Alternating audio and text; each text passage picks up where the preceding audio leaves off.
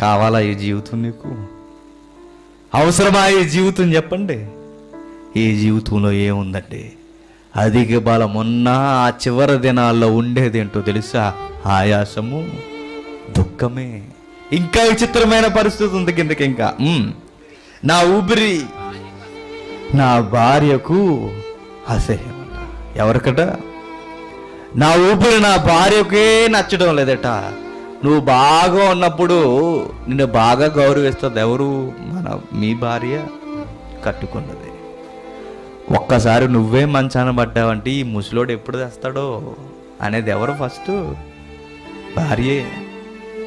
నువ్వు అంతలేదు ఇంతలేదు దాన్ని అందలాలు ఎక్కిస్తావు. బతుకున్న రోజులు కావాల్సిందల్లా తెచ్చి పెడతావు. అది కావాలి ఇది కావాలని అడుగుతున్నప్పుడు అన్ని దగ్గరుండి చూస్తావు. దేవత మాదిరి పూజిస్తుంటావు. ఒక్కసారి నీకేమన్నా వచ్చి మంచం పట్టావో నీ వాసన కానీ నీ శ్వాస కానీ తనకి నచ్చదు. ఒకరోజు గుండెల మీద పడుకున్నదే నీ గుండెల మీద తన్నడానికి కూడా తయారవుతుంది. ఒకరోజు నీ నత్తుకున్న పడుకున్నదే నీ వాసన కూడా నచ్చట్లేదంటది. ఒకరోజు పక్కన నిలబడితే నిన్ను చూసి పొలగించిపోయినదే నీ దగ్గర కూడా ఉండడానికి ఇష్టపడడం. ఎందుకు? అవి చివరి దినాలు. ఇవి రావు అనడానికి ఎవరికన్నా గ్యారంటీ ఉందో చెప్పండి? ఎక్కువ మాట్లాడితే అన్నం పెట్టనంటది. తెలుసా నీకు? ఎగస్టాల్ చేసావంటే నీళ్ళు కూడా ఏమనంటది. ఎవరు? నా ఎముకలో ఎముక, మాంసంలో మాంసం, అంత లేదు ఇంత లేదు, మై బ్యూటిఫుల్ గర్ల్ అన్నావు చూసావా? ఆవిడే. ఇవ్వదు. నమ్మకండి, ఈ జీవితం మాయ. ఈ జీవితపు బంధాలన్నీ మాయ. నువ్వు ప్రేమిస్తున్నానని, నేను కట్టుకున్నానని చెప్పి ఎన్నో మాటలు చెబుతుంది కదా భార్య. నువ్వు చచ్చిపోతే నీతో పాటు చచ్చిపోవడానికి వస్తుందా చెప్పు? ఆయన ఏదో చచ్చిపోయాడని నేనేదో చచ్చిపోతానండి అంట. ఓ ఏడుస్తూ ఏడుస్తూ ఉన్నప్పుడు ఉంచేమమ్మా బెడ్రూమ్లో పెట్టమంటావని అడగండి. ఉంచుతుందా?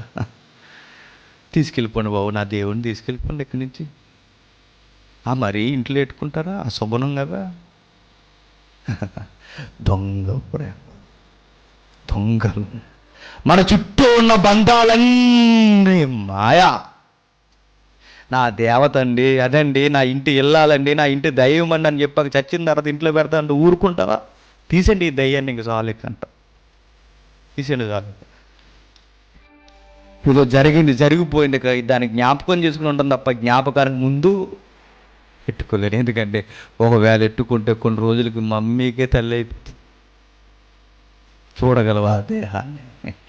మాయా, మాయ బంధాలు, మాయ జీవితాలు. ఇక పిల్లల సంగతి అంటారా? ఏ పిల్లలు చెప్పండి? దొంగ పిల్లలందరూ వాడి కొరకు జీవితం అంతా దారబోసేస్తుంటారండి. వాళ్ళ కొరకు మొత్తం జీవితం అంతా ఇచ్చేస్తుంటారు. వారి కొరకు అన్నీ చేసేయాలనుకుంటారు. కానీ ఆ పిల్లలు ఏమంటున్నారు చూడ కిందకి, నేను కనిన కుమారులు నా వాసన అసహ్యము. ఏవట? నేను కనిన కుమారులకు నా వాసన ఎలా ఉంది? నచ్చడం లేదట. ఒకరోజు నేను వేసుకున్న సట్ట తీస్తే మరలా వాడేసుకుని మురిసిపోయేవాడు.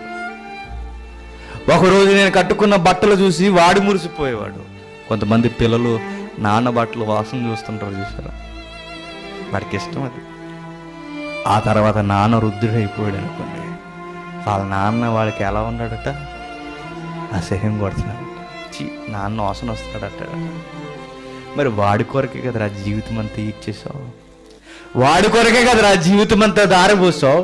వాడి కొరకే కదరా జీవితం అంతా త్యాగం చేసావు. ఏమి ఇచ్చాడు నీకు? నువ్వే నచ్చలేదంటున్నాడు. నిన్ను చూసి సిరాక పడుతున్నాడు.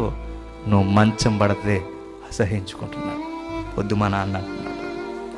పిల్లలు, తల్లులు, బంధువులు, స్నేహితులు అందరూ ఒకరోజు మనల్ని ఒంటరిని చేసేస్తారండి. అప్పటి వరకు బ్రతకడం అవసరం అంటారా చెప్పండి?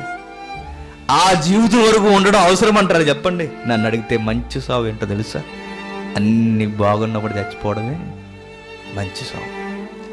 ఏమీ లేకుండా ఒంటరిగా అప్పుడు పోయి ముక్కుతూ మూలుగుతూ గదిలోకి పోయి ఒంటరి జీవితం బ్రతికి బిక్కు బిక్కుమని చచ్చే కన్నా అన్నీ బాగున్నప్పుడు దేవుడు పిలుచుకుంటేనే మంచి జీవితం అండి. ఇక వృద్ధాప్యానికి రండి. ఎవరైనా పట్టించుకుంటారు వృద్ధుల్ని? ఎవరైనా కనీసం పలకరిస్తారా వృద్ధుల్ని? వయసులో ఇప్పుడు చూడండి, మంచి హోదాలో ఉన్నప్పుడు చూడండి, నమస్కారం అండి జేమ్స్ గారు అంటారు, నమస్కారం అండి పెద్ద ఆయన అంటారు. కొంచెం ఏమైనా నడుము బెండ్ అయింది అనుకోండి, జేమ్స్ ఇలా వస్తే కొంతమంది అలా పోతారు. ఏమైంది? వయసే చెబుతుంది నీకు ముగింపు దినం వచ్చేసింది అని. ఏముందండి మనిషి జీవితం? దీని కొరకు బాధపడాలా చెప్పండి? చచ్చే ఈ జీవితం కొరకు, మాసిపోయే జీవితం కొరకు, ఆవిరైపోయే జీవితం కొరకు, ఒక రోజుకి పువ్వులా వాడిపోయే దేహం కొరకు బాధపడడం అవసరమా? అవసరం లేదు. అధిక బలం ఉన్న ఎడల ఏముంది? అధిక బలం ఉన్నా ఆ ఉన్న కొద్ది జీవితంలో ఆయాసము, దుఃఖమే. వృద్ధులను చూడండి, బాధేస్తుంటుందండి. అనాథాశ్రమంకి వెళ్ళండి, ఒక్కొక్కరిది ఒక్కొక్క గాథ, ఒక్కొక్క బాధ.